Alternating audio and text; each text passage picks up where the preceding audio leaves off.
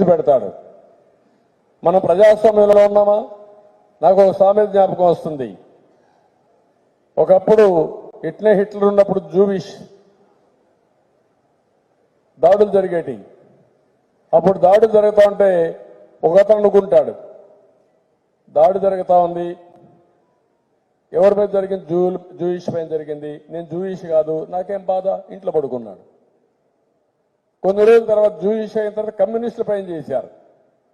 అప్పుడు అనుకుని నేను కమ్యూనిస్ట్ కాదు, నాకెందుకు బాధ, నేను ఇంట్లో పడుకున్నాను.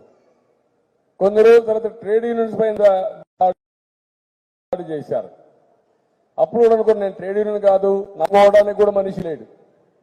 మీకు కూడా అదే గుర్తుపెట్టుకోండి. నేను ఒకటే మాట చెప్తున్నా, ఎక్కడో గుంటూరులో నంద్యాలలో దాడి చేశారు, ఆయన చనిపోయాడు. చంద్రబాబు నా మీద కేసు పెట్టారు, ఆయన ఏదో పార్టీ అధ్యక్షుడు, నాకేం బాధ అని ఇంట్లో పడుకుంటున్నారు. నరేంద్రను అరెస్ట్ చేశారు, నరేంద్ర కదా డైరీ చైర్మన్, నాకేంటి, నన్ను అరెస్ట్ చేయాలి కదా అనుకుంటున్నారు. రేపు నీకు కష్టం వస్తే, నిన్ను అరెస్ట్ చేస్తే, నీ మీద దాడి చేస్తే దిక్కెవరని అడుగుతున్నా నేను మిమ్మల్ని అందరినీ. అర్థమైందా మీకు? ఇప్పుడు అర్థమైందని చేలిపైకెత్తండి. దీనికి ఏం చేయాలి? మనం స్పందించాల.